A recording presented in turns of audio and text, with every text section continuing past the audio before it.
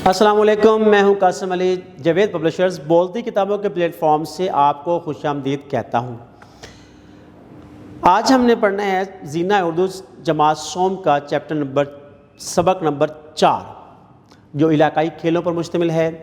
چلتے ہیں ہم اپنے صفحہ نمبر 25 پر، جہاں پر جائزہ دیا گیا ہے اور پورے جتنا ہم نے سبق پڑھا ہے اس کے متعلق کچھ سوالات کیے گئے ہیں اور ان کو جو ہے وہ سوالات کے جواب دیتے ہیں۔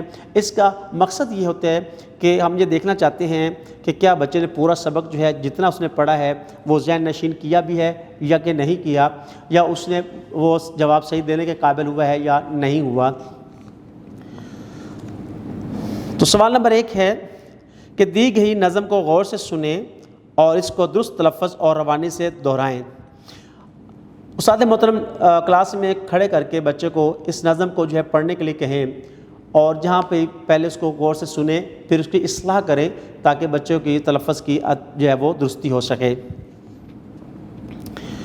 سوال نمبر 2 ہے اپنی پسندیدہ نظم یا شعر سنائیں۔ اساتذہ کرام جماعت کے اندر جو ہے وہ شعر گوئی کی جو ہے وہ کچھ وقت جو ہے وہ مختص کریں، جس سے بچوں کو یہ کہا جائے کہ وہ مختلف جو ہے وہ اشعار اپنے پسند کے جو ہے وہ یاد کر کے اور کاپی پر لکھ کر لائیں اور کلاس میں سنائیں۔ اس سے بچوں کے اندر جو ہے وہ اردو پڑھنے کا جو ہے ذوق پیدا ہوگا اور شعر و شاعری کی طرف جو ہے وہ مائل بھی ہوں گے، جس سے اردو کا جو ہے وہ پڑھنے میں بچوں کی اور توجہ لائی جا سکتی ہے یا توجہ مبذول کروائی جا سکتی ہے۔ سوال نمبر 3 ہے اپنے دوستوں اور رشتہ داروں کا تعارف کروائیں اور بتائیں کہ آپ کو ان کی کون کون سی باتیں اچھی لگتی ہیں۔ بچے اپنے گھر سے اس موضوع پر یعنی اپنے رشتہ داروں اور دوستوں کے بارے میں جو ہے وہ کچھ جملے لکھ کر لے کر آئیں، اپنے اساتذہ کو جو ہے وہ چیک کروائیں اور اساتذہ کرام ان کا املا درست کریں اور ترتیب بھی جملہ بھی درست کریں۔ سوال نمبر 4 ہے دی گئی عبارت کو درست تلفظ اور روانی سے پڑھیں۔ اللہ تعالیٰ نے حضرت محمد رسول اللہ صلی اللہ علیہ وآلہ وسلم پر نبوت اور رسالت کا سلسلہ ختم کر دیا۔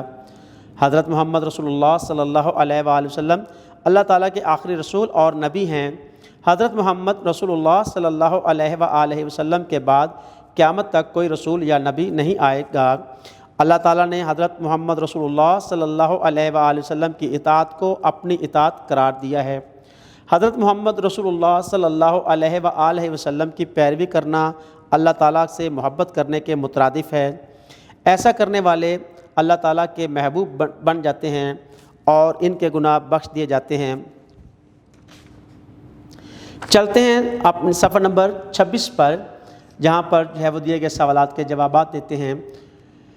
سوال نمبر 5 ہے کہ دیے گئے جملوں کو واحد جملوں میں تبدیل کر کے اپنی کاپی پہ لکھیں۔ اساتذہ کرام ان جملوں کو جو ہے وہ بورڈ پر لکھیں اور بچوں سے کہیں کہ ان میں واحد جو ہے وہ ترتیب دیں، نقل کر کے اور کاپی پر لکھیں۔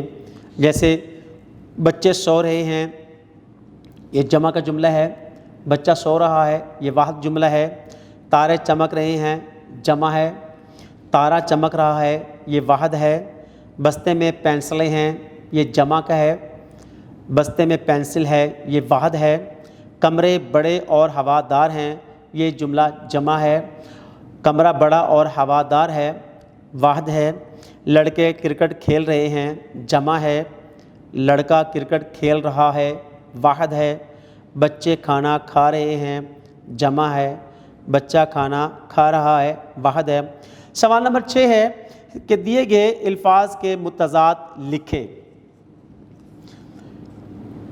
آگ، پانی، آزاد، غلام، آسان، مشکل، غم، خوشی، دن، رات، انسان، حیوان۔ اساتذہ کرام بورڈ پر لکھیں الفاظ اور بچوں سے کہیں کہ ان کے متضاد جو ہے وہ بولیں اور کاپی پر نقل کریں اور ان کی پھر املا چیک کر درست کریں تاکہ بچوں کے اندر یہ الفاظ متضاد لکھنے کی صلاحیت پیدا ہو سکے۔ ویڈیو دیکھنے کا بہت بہت شکریہ۔ اپنا بہت سارا خیال رکھیں، جڑے رہیں بولتی کتابوں کے ساتھ۔